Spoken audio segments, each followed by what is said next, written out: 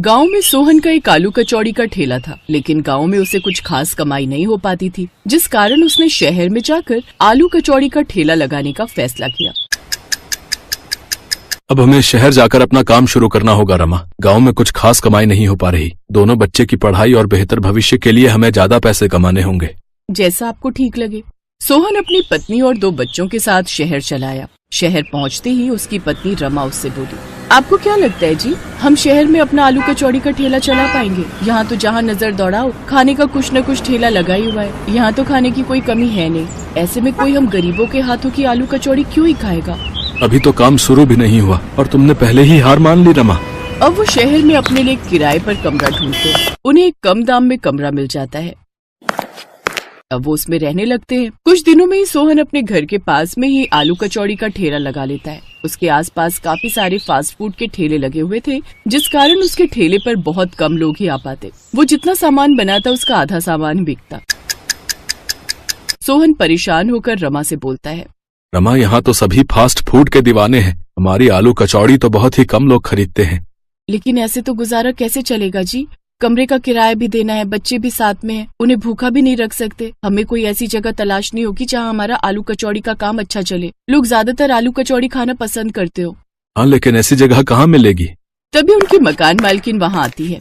ऐसी जगह तो नाथपुरा ही है। वहाँ रेलवे स्टेशन और बस स्टॉप दोनों आसपास ही हैं। वहाँ हर तरह के लोग आते हैं। मुझे यकीन है तुम्हारा काम वहाँ जरूर चलेगा। और मेरे पति की उस स्टेशन मास्टर से अच्छी जान पहचान है, तो वो तुम्हारा ठेला लगवा देंगे।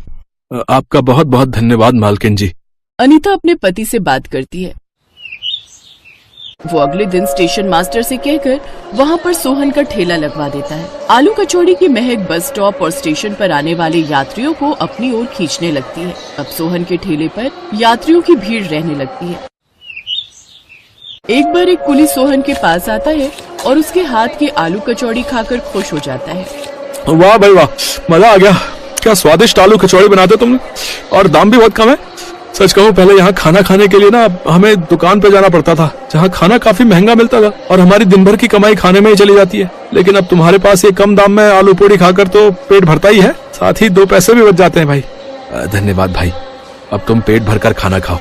ऐसे ही दिन गुजरने लगते हैं। अब तो जो रोज की सवारी वहाँ से आती जाती, वो तो सोहन के ठेले पर जाने से खुद को रोक ही नहीं पाते। वो तो अब उसके पक्के ग्राहक हो गए थे। ऐसे ही कुछ दिन बीतते हैं। एक रोज एक सेठ जिसके हाथ में काफी बैग थे, वो सोहन के ठेले के पास से गुजर रहा था कि तभी उसके बैग की टक्कर से सोहन के ठेले पर रखा सामान नीचे गिर जाता है और उसका काफी नुकसान हो जाता है। लेकिन सेठ उल्टा सोहन पर ही चिल्लाने लगता है, तुम गरीबों को भी ना बीच में ही आकर खड़ा होना होता है। मेरा सारा सामान तो गिरा ही दिया, साथ ही मेरे महंगे कपड़े भी गंदे कर दिए।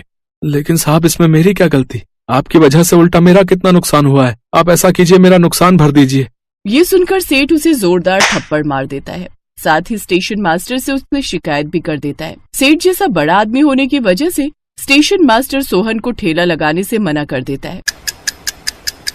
ये सब बातें जब रमा को पता चलती है तो वो बोलती है, ना जाने कैसे आदमी है इस शहर में, अब क्या होगा जी। अब सोहन घर पर ही रहता है। वहीं दूसरी तरफ सोहन का ठेला न लगने की वजह से अब उसके रोजमर्रा के ग्राहक भी काफी परेशान हो चुके थे। अब तो लोग इतना ट्रेन और बस के बारे में नहीं पूछते थे जितना वो सब सोहन के बारे में पूछते थे। अरे सोहन भाई की आलू कचौड़ी में जो बात थी वो और किसी भी खाने में नहीं। सच में उनकी आलू कचौड़ी की बहुत याद आती है। उनकी बात पीछे खड़ा बिरजू नाम का वही कुली सुन रहा था जो अक्सर सोहन के ठेले पर आता था। वो सीधा स्टेशन मास्टर के पास जाता है। ये आपने बहुत गलत किया मास्टर जी। मेरी मानिए तो आप सोहन को वापस बुला लीजिए। वैसे भी उस गरीब की क्या गलती, मैंने खुद उन सेठ को अपने सामान से सोहन के ठेले पर टकराते हुए देखा था। उसकी बात मानकर अब वो सोहन को वापस बुला लेते हैं। तुम्हारा बहुत बहुत धन्यवाद बिरजू भाई।